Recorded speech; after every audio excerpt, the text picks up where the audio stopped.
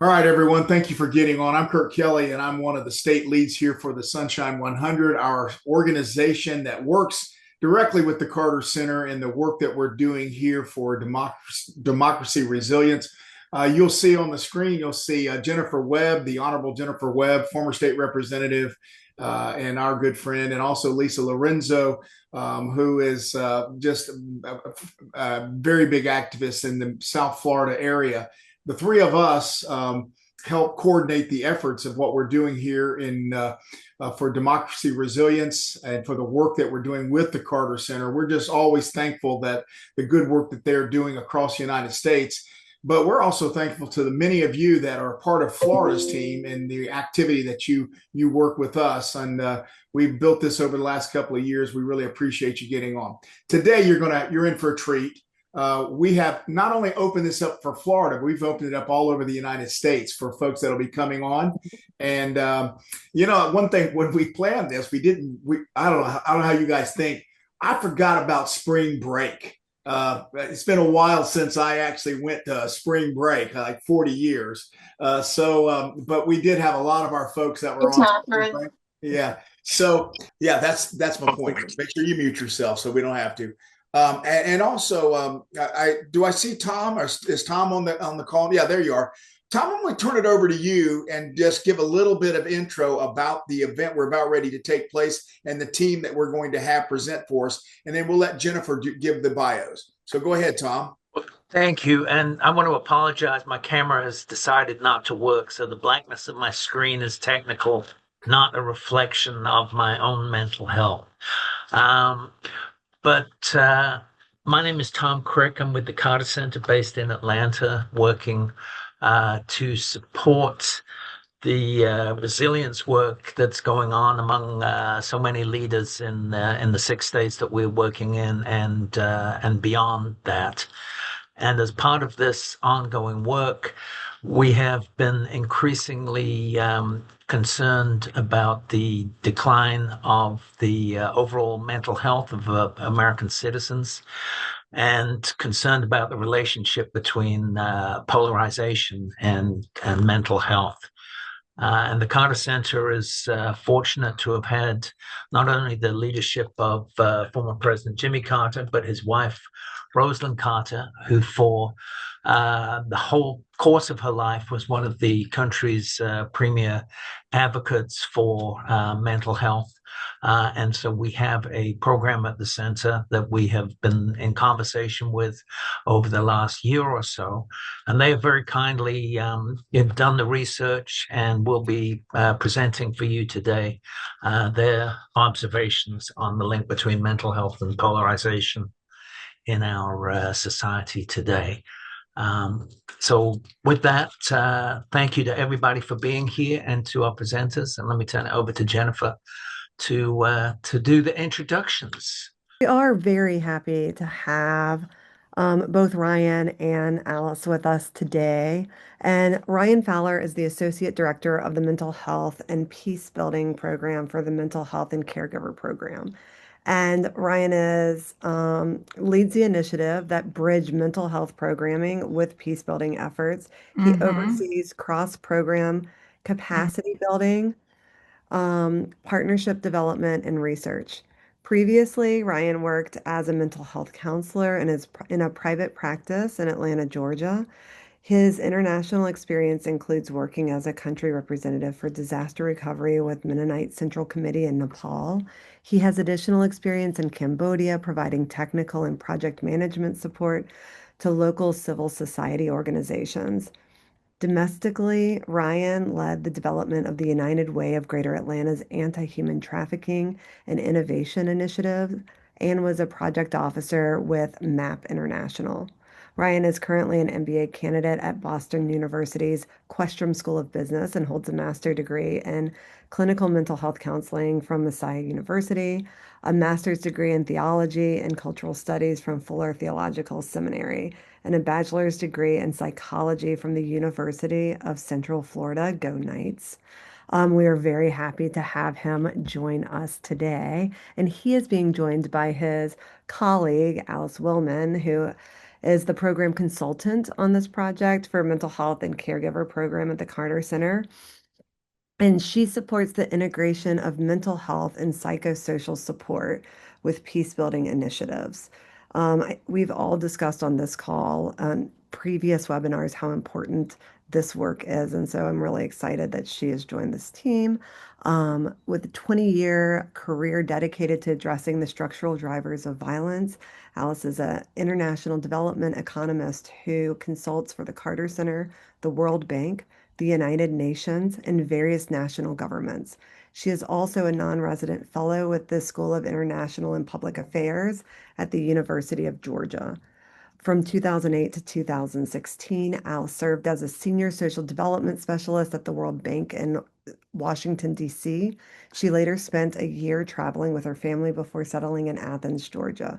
She's the co-author of several influential works, including Pathways for Peace, which was published by the UN World Bank in 2018, and Violence in the City, which was also published by the World Bank in 2011 and has published dozens of policy and academic papers. Alice holds a PhD in urban and public policy and an MBA in international affairs from the New School for Social Research, as well as a BA from DePauw University. She writes music, performs solo and with her band. I didn't get the proper pronunciation of her band, but manages an urban homestead and is co-chair of Athens Reparations Action. Alice, welcome to our group as well. Lorianne, if you could please pen both of our speakers, and we'll turn it over to you. Y'all join me in a round of applause for our speakers today. Thank you. Thank you so much. That was the long version of the bio. You could have stopped like 3 paragraphs back. But thank you so much, Kurt, for opening us today, Jennifer, for the great introductions, and to, of course, our colleagues Tom and Sarah, who have worked closely with us to put this together. Very excited to be with y'all this morning, and I'm going to walk you through the first part of our webinar, and then Ryan will take over the second part, which is more on what we can do about the types of issues that I'm going to present. So I'm going to share my screen and get started. So I'm putting some numbers up here to begin to get us started here from the American Psychological Association's annual report, the most recent ones from 2024, that are they're very, I think, sobering, that showed that over 2/3 of adults in the US are stressed out about the future of our country. A good chunk of them, more than 74%, feel that those political divisions could lead to violence. And about half are saying that it's difficult to make social connections or keep them because of politics in our country. And a third of people said they've got that kind of stress in their own families. And so just to get us started, I would like to hear from y'all on the call, and we can do this popcorn style. Just as we get going, like, how does this resonate, these statistics, and also the ones that I saw the article by the op-ed by David French that I think was circulated to this group beforehand, which had some more recent numbers that are also very troubling. So I just wanted to put it out there real quick. If anybody wants to comment on, does this resonate with you? Are you seeing this in your networks where you are?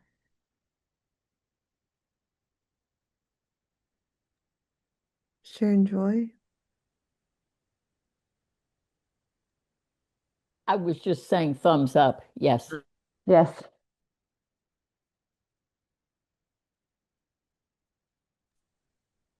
I would also Unfortunately, I think we can all relate. Yeah, I was going to say I can offer that 74%. I've talked to folks and I've heard the word, yeah, if things keep like this, we'll get into civil war, just with that comment like that. And that's an outrageous, you got to be careful when you hear comments like that. But if that's and I hear that more often than I want to hear. And so I don't know how others feel, but these statistics are very concerning. Yeah. Anyone else comment before we move into this in more detail? Yeah, I think most of us can relate to this, that it is a source of stress that we are all seeing to different degrees, no matter what your political ideology is.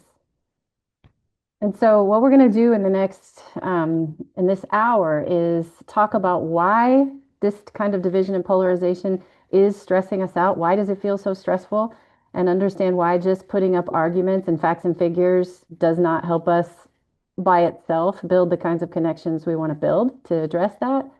And then we're going to think about how we can start to rehumanize our interactions so that we can be more effective in our work. And this matters for the work that you all do because polarization is not just a political phenomenon, it is psychological. It is happening. We are experiencing the impacts of these divisive messages in our bodies, in our brains, in our relationships.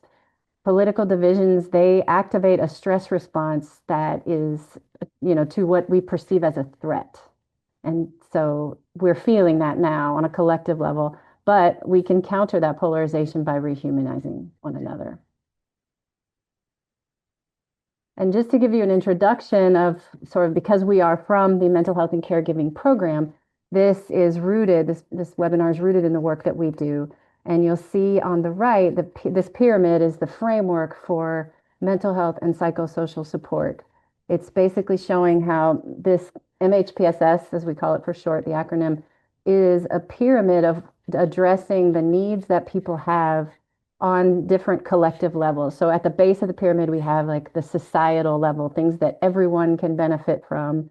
And then at the top of the pyramid, we have very specialized services that people with particular diagnoses would need with a trained psychiatrist, for example. And so this is important for the work of conflict resolution and depolarization because mental health and psychosocial support can help create the conditions that allow people to address differences in a positive way. So stress, as we all know, everybody here is a human, I think, except for the AI that I think is doing the transcript.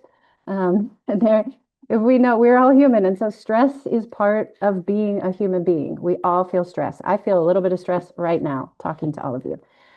Just it's part of our experience. And normally our stress response looks like the figure here, the graph, where something happens, our heart rate starts to speed up a little bit, we become a little bit hypervigilant, kind of tunnel vision focused on whatever it is that we perceive as creating that response. But in most situations, we then de-escalate and our heartbeat goes back down and our nervous system rebalances. But when the stress is either extreme or it is prolonged and our nervous system just doesn't get a break, then we don't fully de-escalate. We don't get into the yellow and green restorative phases. And that's when we can start to see the longer term impacts of our nervous system getting stuck in a stress response.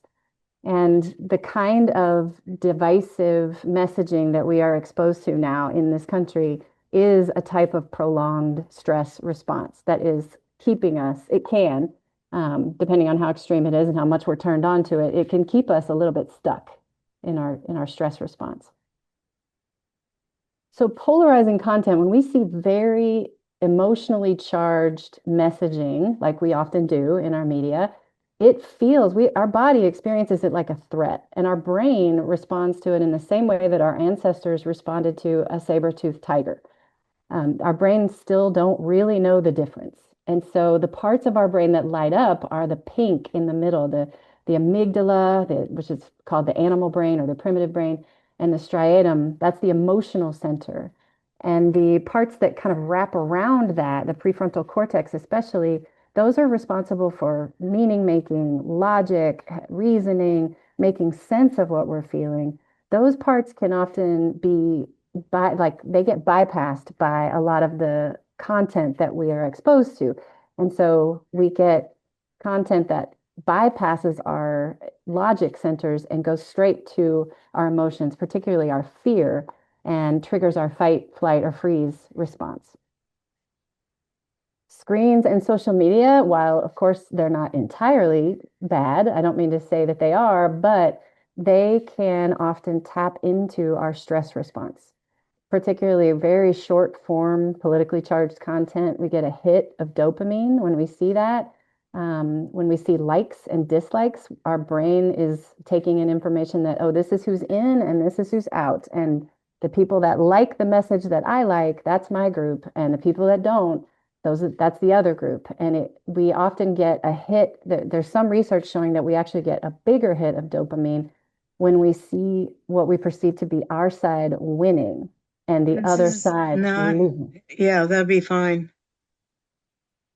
All right, we might need to mute. Yes. So, and of course, people that have mental health vulnerabilities like anxiety, depression, that are already dealing with some challenges in the mental health realm, they're more vulnerable to this social approval and threat that is triggered on the way that our screens are working these days in social media. One thing that we are learning, because we can do research with MRI scans and look at the parts of people's brains that are actually lighting up, is that people with extreme views on politics their brains tend to sync up with one another. So this was a 2025 study that was done on 44 people. They put them in an MRI machine and they showed them very politically charged content. And they found interestingly that people that said they had more extreme views on the right or the left, their brains synced up and they processed that information in a similar way. And the way that their brains process the information, which was mostly with their emotional centers activated, those pink parts I showed you earlier, was more similar to each other than it was to people who were more moderate in their own parties. So the extremes were syncing up together and the moderates had more flexibility in the way that they were processing the information. So it's like a horseshoe. The ends are closer than the middle. Oh, there we go. And when we get polarized, then dehumanization is a step that we can fall into. It's not necessarily inevitable, but it makes it more likely when we are divided into these in and out groups. And the article, the opinion piece that was circulated spoke a lot to this. This that I've got on the screen is a study that was done about it in 2024, where they asked people who said they were Democrats and people who said they were Republicans to define what America was. And they then were asked to rank people who defined America differently, as basically on a scale of how human they thought they were. And people were they were much more likely to rate a group that had a different understanding of America as less than fully human, on a scale of like totally just as human as me. Basically, the scale was, we're equally human. And then it went all the way down the scale to not human at all.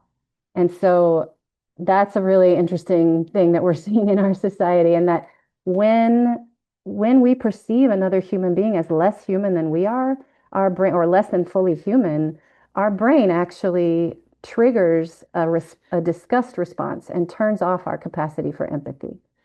So we feel disgust for people that we don't see as less than as fully human like we are. But things are not as bad as we think. Maybe because we think they're really bad. This was a study in 2020, so I don't know if things have changed since then. They may have, but they asked people in both parties to rank how human they thought the other people in the other party were, and what they thought the people in the other party thought of them. So what they found was that both Republicans and Democrats ranked the other side as less human than they were, but they ranked them like 30 points below fully human. But they thought that they were being ranked 60 points below. So Democrats thought Republicans ranked them 60 points below human when they really only ranked them 30 points below, and vice versa. So they were being dehumanized. They felt like they were dehumanized by the other side, but not to the extent that they thought they were. And then to sum it up before we move to the next section of this, so our brain takes in information, and if you look to the right, I've got Maslow's hierarchy of needs. The need to belong is right above safety, basic need, right? And so we need to feel like we are connected to others. That supersedes our many other functions that our brain can perform, right? And so when we take in new information, we process it first on whether it aligns with our group identity and our sense of belonging. And if it does, then we feel approval, we feel belonging. If it doesn't, we perceive it as a threat. And the type of media that we're exposed to more and more is designed deliberately to bypass that thinking part of our brain that can tell us, well, maybe I don't like what this message is, but that doesn't mean that, that doesn't mean that it's dangerous or anything like that. Like that part of our brain is turned off. And social media, the algorithm in many cases is trying to do that to us so that disagreements, instead of just feeling like a disagreement about what we think, they feel like they're fundamental statements on who we are.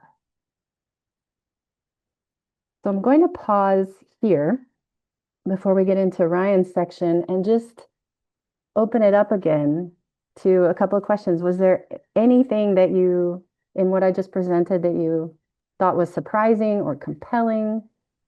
And do you see ways you could apply this to your work? And again, we can just go popcorn style. I have a question. Sure.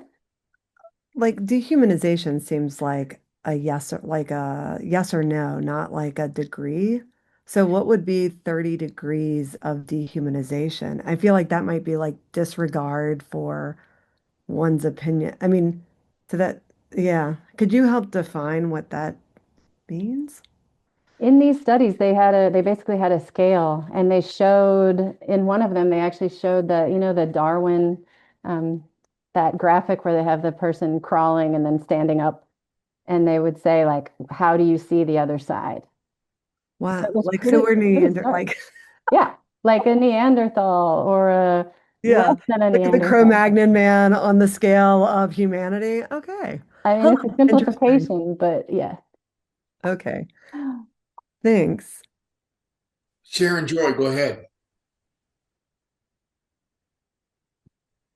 Thank you. This really did resonate, and I so appreciate your presentation and your information, Alice.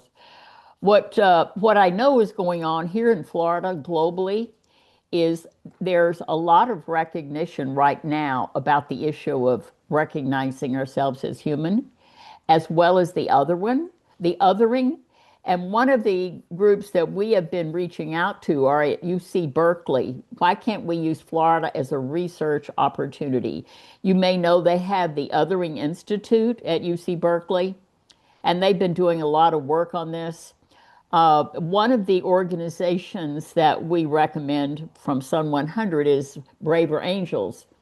And I invited a large number of leaders of Braver Angels today because what we're starting to do in Florida, and I've invited the Sun 100 to be part of this, is we're collaborating with different groups that are reaching out, trying to listen. What I heard yesterday, which stuns me, to add bad news to what you just said, because we're on spring break, and one of my colleagues is a teacher in the Pinellas County schools, or I guess more of a student need at issues person. She said the kindergarten is the worst place now because they are reflecting the stress of their parents. And what Sharon Joy feels, I find this all intolerable, and I would really appreciate working with the Sun 100 team and the Carter Center because we're working with other states also. So it seems like these learnings that we're experiencing of forgetting that we are human, which would keep us from being dehumanized. That's part of the core of it. So thank you all for listening. I really want to continue this conversation after today, please. Very good, and we will. Douglas. Yes, Alice, thank you. I could listen. You're going very fast, so my brain doesn't correlate as fast as you're going. So I could go back to Maslow's hierarchy and dwell on that a little bit. I'm here in Michigan. I got here. I don't know if you know Jennifer Roberts at the Carter Center. I Zoom with a lot of folks in North Carolina. She's and also I was Ryan. A roommate of a psychiatrist, retired now, Dr. Michael Lyles in Atlanta. I don't know if you know him or not, but uh, so triangulated here in Michigan. I'm a retired Presbyterian PCUSA minister. But the thoughts that I have is bringing a kind of a sociological perspective or a values based, or I know religion gets a bad rap as well, and it's caused a lot of damage. But take for example Isabel Wilkerson's book Caste. or some of James Baldwin's writing, The Price of the Ticket, where the original sin of the hierarchy of race, the concept of race dominance, uh, plays into uh, this as well, because when you say people just have group think, it's kind of what the values that undergird that group. If it's a racist hierarchy, yes. But if somebody's grown up in an ethos of practicing justice and inclusion and mutuality and reciprocity, that's a much different lens that doesn't lend itself to like the dynamics of white supremacy, Christian nationalism in the church.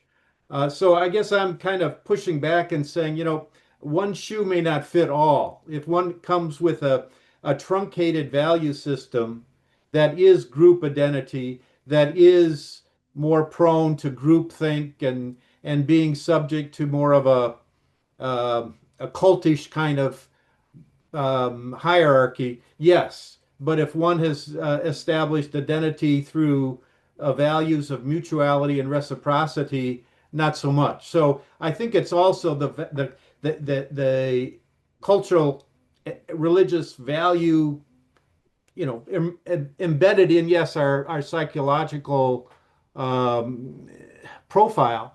But I don't know that I could always say that it's always based on groupthink. Do you hear what I'm saying? Am I making any sense at all? Am I communicating? You are, and thank you for that. And I would tell you that probably we could take and spin this into a whole new conversation. In fact, some of us are going to Ireland here in 2 days, and we're going to get an opportunity to do that very thing. So Is Dr. Rodney Sadler going with you from North Carolina? I'm not sure. I'm not sure if he's going to be in that group or not, but Okay. we're looking, and we will be having this dynamic as a Southern Baptist pastor. I would can sit and hear some of the terminology. Looking forward to having those conversations that can bring us from the classification that dehumanizes with tags and labels, and be able to have these more conversations and so forth. Chris Smith, I see that you put your Oh, hand up, could sir. I just say one more thing? Yes, I was taught to the least of these, my brothers and sisters, that power belongs to the vulnerable, not to the military or the masculine.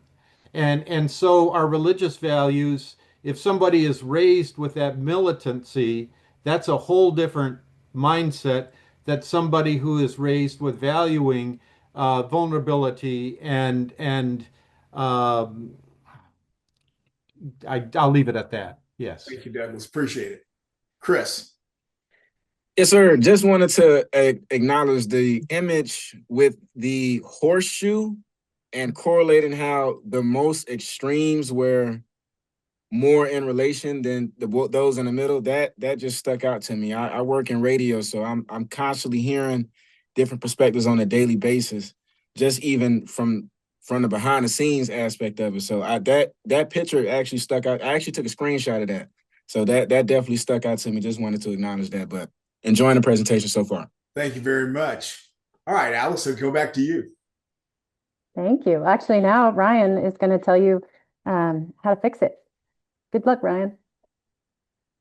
Just kidding. Yeah, wow, that's a lot to wear on my shoulders.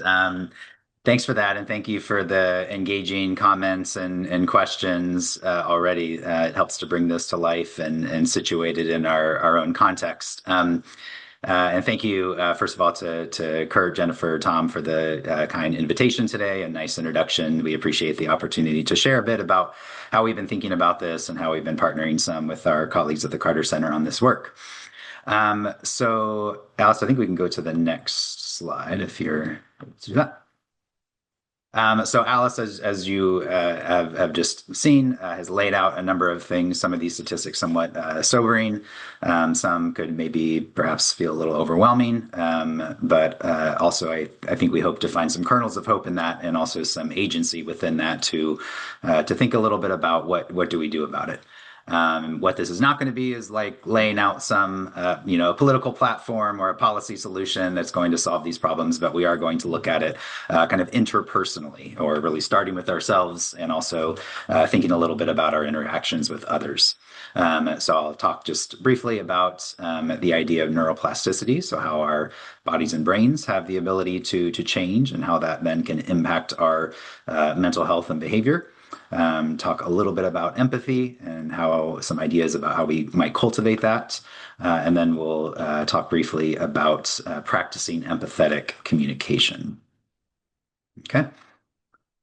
So a bit of good news, since we're looking for some at this point, the idea of neuroplasticity. I'm curious when I say that term, who you could either just on camera or digitally raise your hand, who's heard of the term neuroplasticity or has some familiarity with it at all? Okay.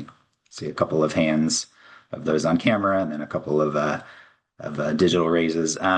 I think it has kind of come into the vernacular a bit more in recent years as brain science has just like somewhat exponentially expanded and exploded as technology has increased and allowed us to explore this very complicated part of our bodies.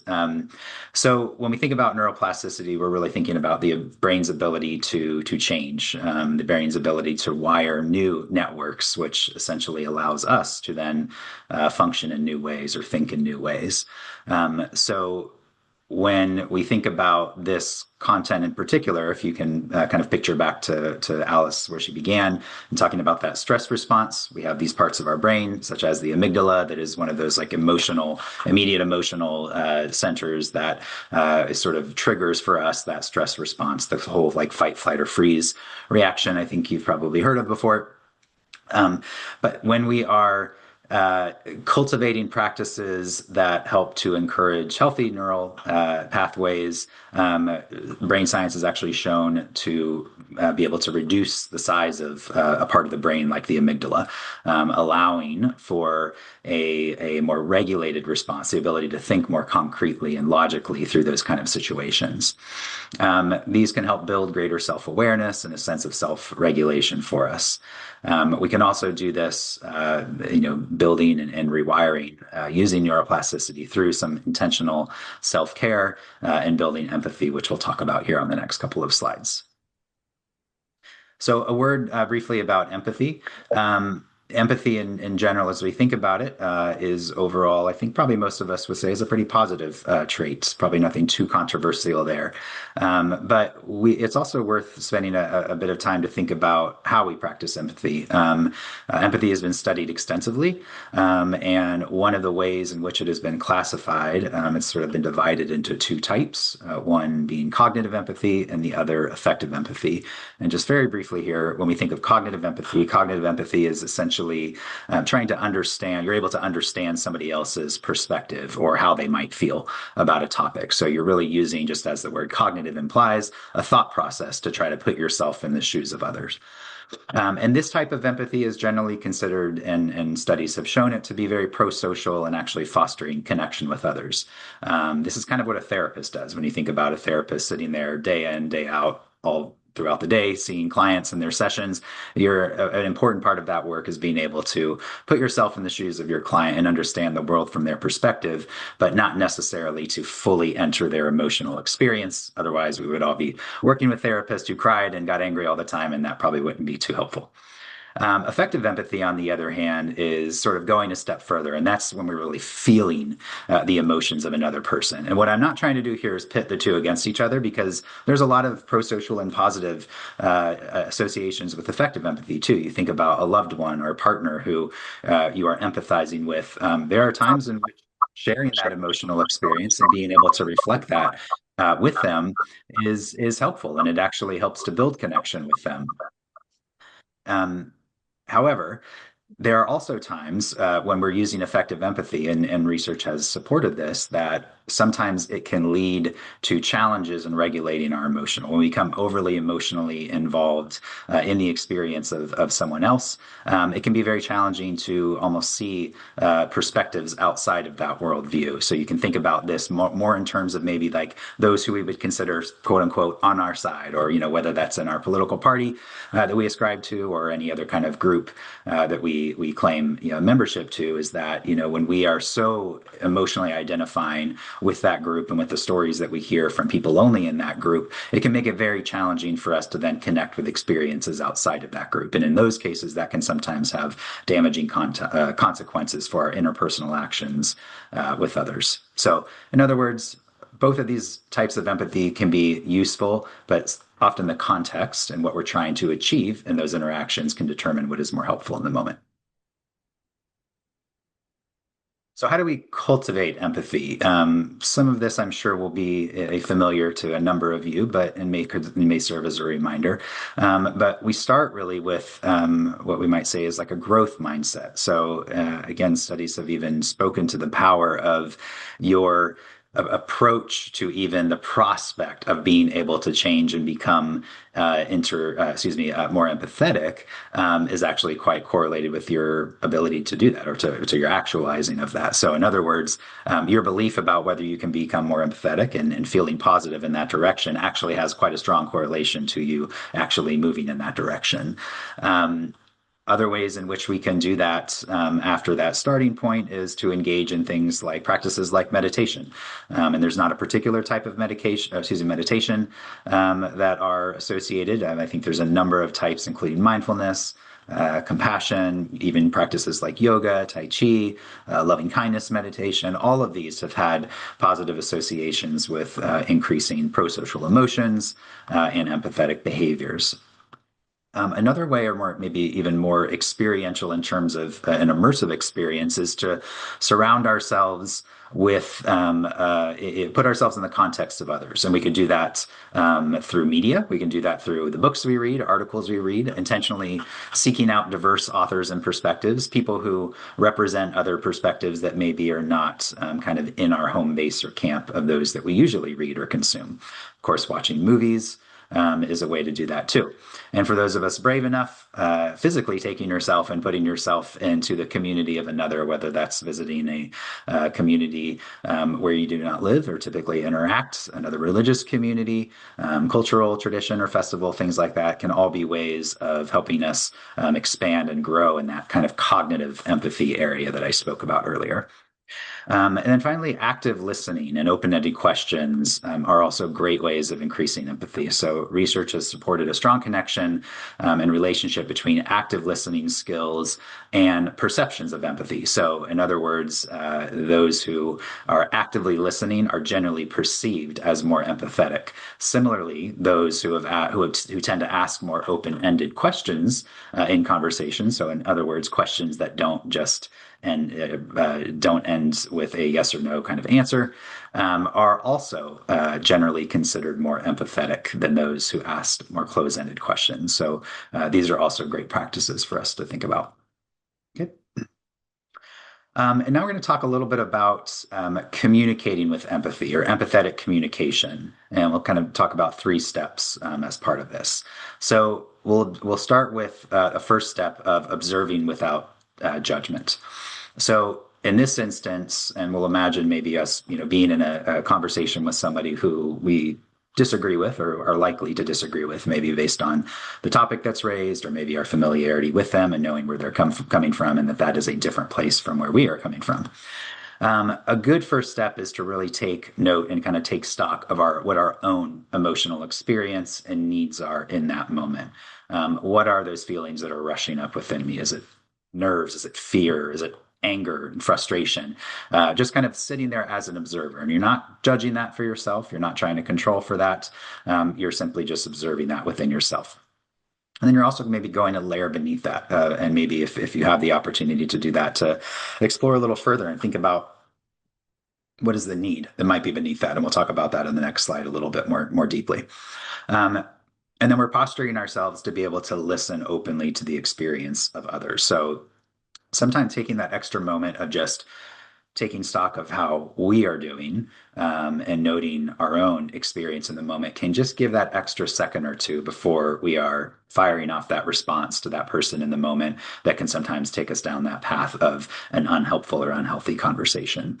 And then we can move towards a more observational type of comments in that conversation. So there's a simple example here of, our tendency maybe when we do find ourselves very angered or set off, triggered by something, is to fire off something that is much more angled at, the disagreement. So you're spreading dangerous ideas, as this example says, or like that can't possibly, be right.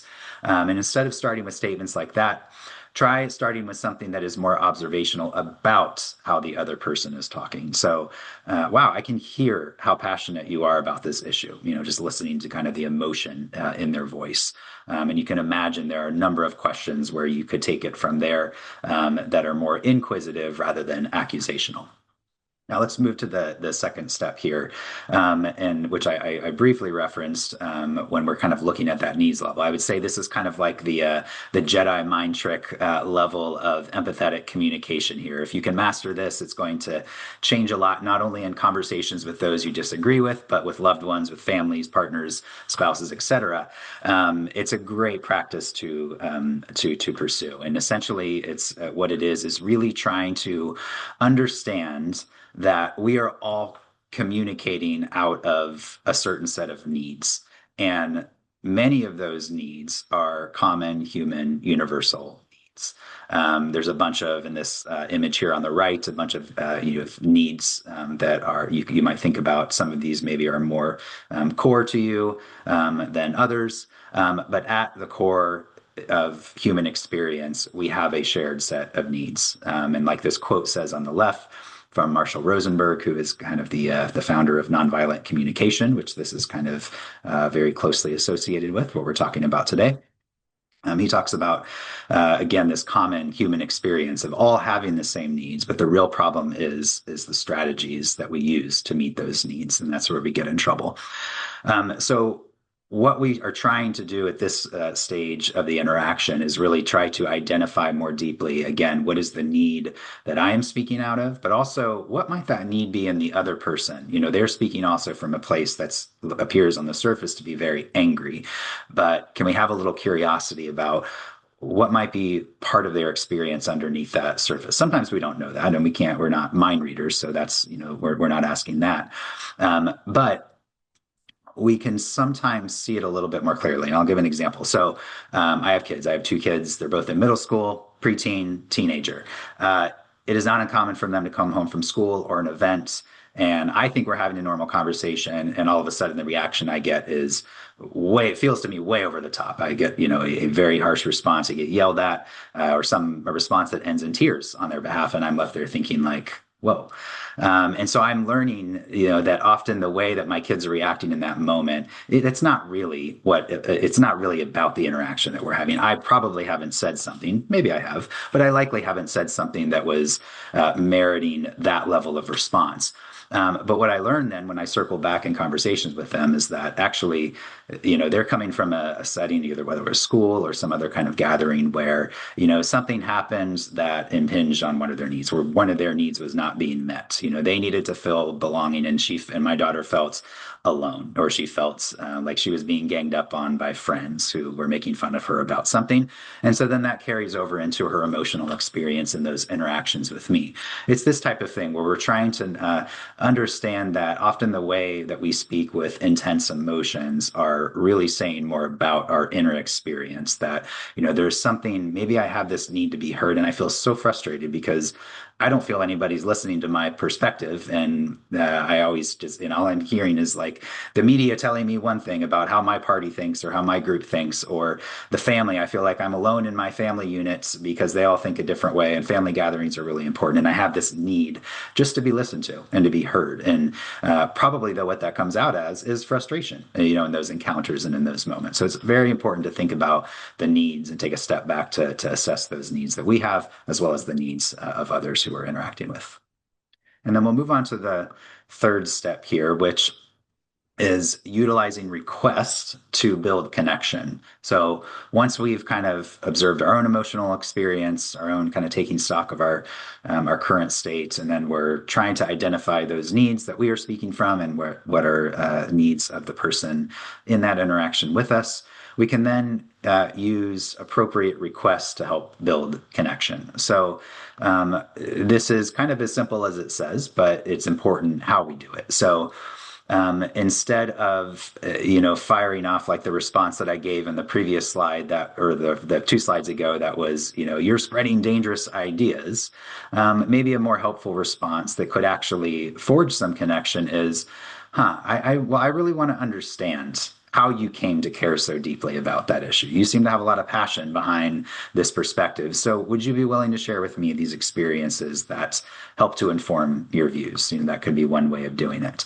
But then we can do this with ourselves as well. Again, when we're the one who feels like we're on the receiving end of maybe not being listened to, in the example I just gave, a way of maybe coping with that, but still trying to offer ourselves in connection is, saying something like, well, I'm feeling really misunderstood right now. And, would you be willing to just listen for a few minutes while I try to more clearly explain, what it is? And again, it puts a little separation between you and your own emotional experience too, to be able to maybe articulate something in a calmer manner than I might if I was just firing it off, kind of off the cuff. And again, that can then help us to have a better chances for making connection there. These are not always surefire ways. Sometimes we do get a no, in these interactions. And like the box here indicates on this slide, that a no is often indicating that there is still something like an unmet need that is still there that might be preventing the yes. And so remaining curious, and sometimes we don't always have the chance and the opportunity to do this in the moment because emotions are heightened or these interactions happen very quickly.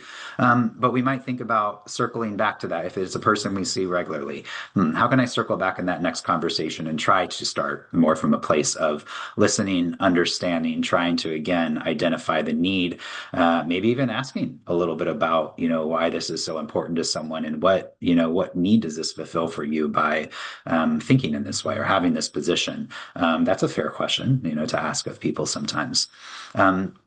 So in summary, as we kind of wrap up these basic techniques that we, are using here and suggesting, is that, we hope that, by understanding a few of these examples around how the brain influences our behavior and thinking, as well as the flexibility of the brain to adapt through some practices of self-care and the way that we communicate with others, and I should say intentional ways that we communicate with others, that we can it can allow us to see that while we have many differences sometimes with others in our thoughts and our opinions, that there are still these underlying mechanisms that can help us navigate these differences, and that these are largely universal experiences as humans, and are quite similar with one another.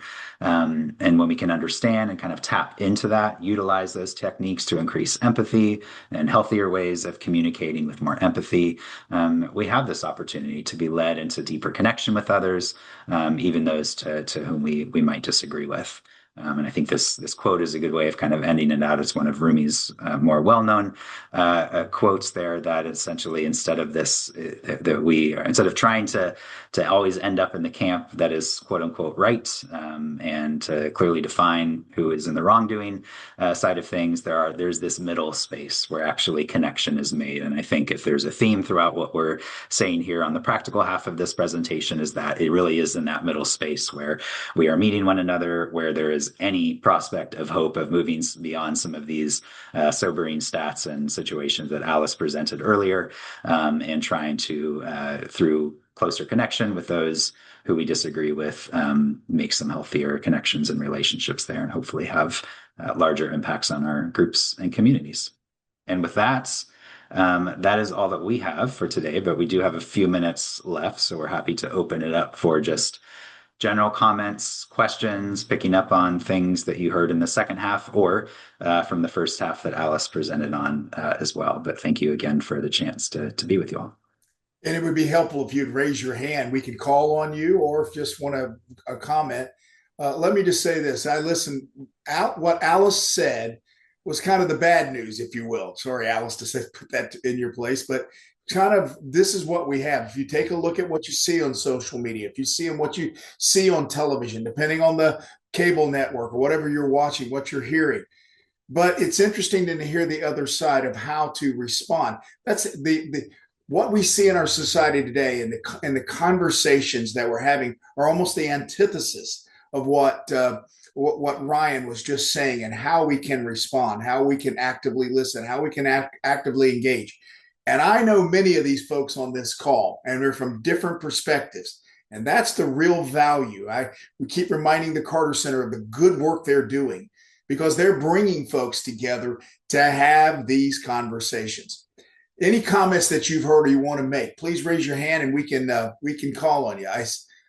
Doug, is your hand back up again from last time? Yes, yes, it is. Yes. Ryan, thank you.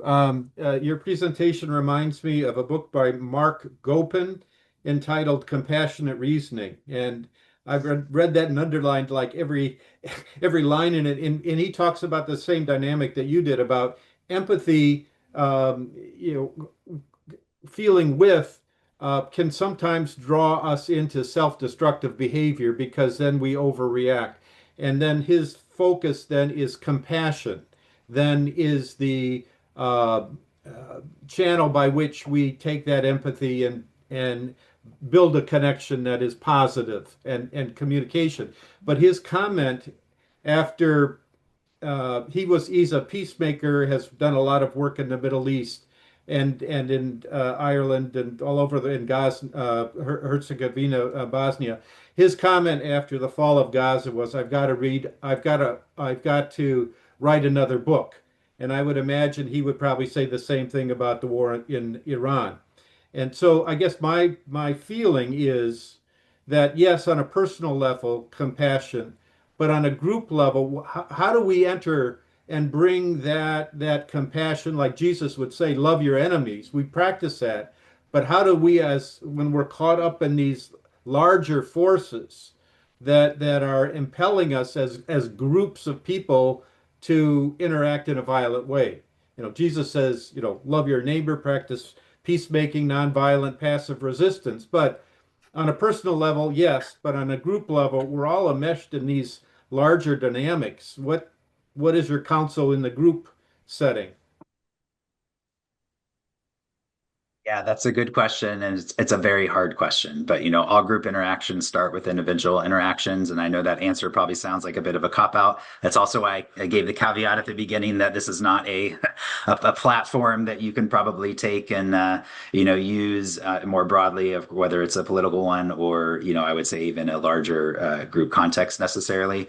But yeah, I mean, I think to the extent that we can share these messages with our groups and networks, and these ways of interacting, then there can be possibility for that. But we've got to have it also is a leadership challenge where we need people of influence and in leadership and very visible roles to model and practice this right now. And the incentive structure, unfortunately, isn't there for a lot of that either. It's not the behavior that's generally rewarded in our political climate. When you exercise skills like we talked about today, you can be sometimes perceived as weak and compromising.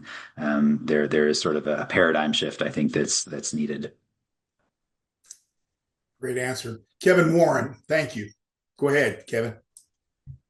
Let me make sure I'm off of mute, but no, guys, I really appreciate this. Ryan, Alice, thank you so much for your presentation. I do a lot of community building work out of Tallahassee, and I think Doug, to kind of, I'll even kind of my comment is to almost offer a solution to you on a broader scale. I think the nonviolent communication. I'm such a researcher and studier on that framework. I love how you weave that in there, and I think the call for us all is to really have the courage to kind of grow and do the work to grow as humans, and to humanize ourselves, and to humanize whether it's our staff, our community members around us, our church affiliates, but then to also challenge us to have the courage to be human, right, in the moments. Like it's a real call to actually be human, to slow ourselves down, to have that conversation.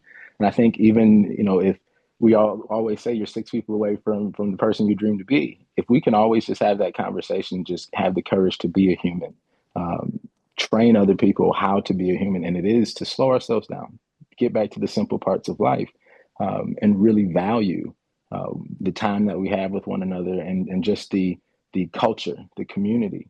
I think that's really how we do it. And we think it's small, we think it's meek, but it's in those, like, if we look at the kids, and I work a lot with the youth, they are they're kind of moving away from AI. They're not wanting, this fast technology. They're moving away from the scrolling, the doom scrolling, and the typical social media, because they're realizing, man, that we're not thinking the right way.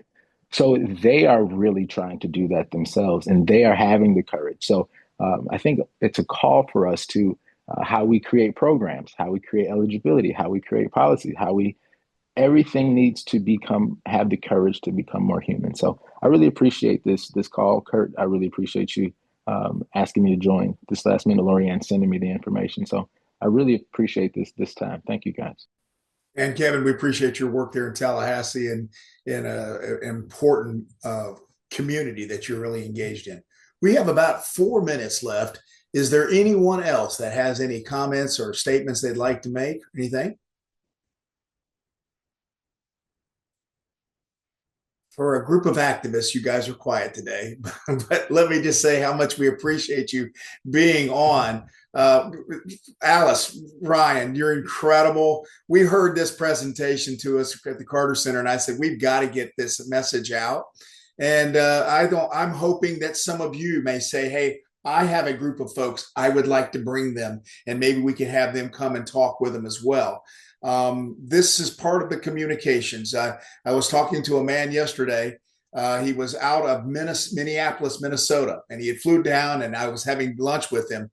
And when I said, wow, you're seeing some difficult times there right now. And he goes, yeah, we sure are. And I was telling him what I do with the Carter Center. And he goes, man, that's a beautiful thing. He says, just starting the conversation.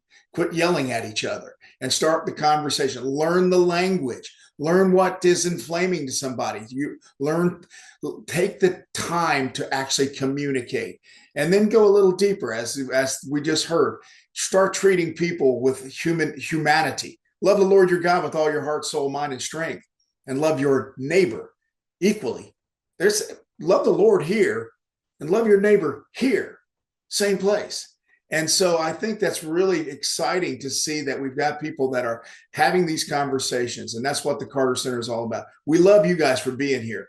Lisa, I'm going to turn it over to you to close us out for today. And guys, we'll probably have this recorded, so if you want a copy of this recording, we're more than happy to get it for you so you can see it again. All right, Lisa, let me turn it to you. We will send, if you guys will share your slides, we'll make sure to send those out with the newsletter next month so you guys can have all of that. We might be able to send it out today after the call. Next month, April 16th, we're having the Democracy Project from TCC. We'll be presenting. We just want to thank you all. We know it's spring break. It's a busy, hectic time. This was just such a good reminder that we don't have control over many things, but we have control over ourselves. And we sometimes just need to take it down a bar and connect with our own feelings and our own self. So thank everybody for coming on today. We look forward to continuing the work that we're doing. We look forward to connecting with you next month in April. Again, we always tell you, bring a friend. We hope that we can continue to expand the network. Ryan and Alice, thank you so much. We appreciate you guys. We were presented with this information, and we knew right away we wanted to be able to share it with all of our networks. So we appreciate you all so much. And if nobody else has any further comments, then we just say, God bless you all. Have a great day.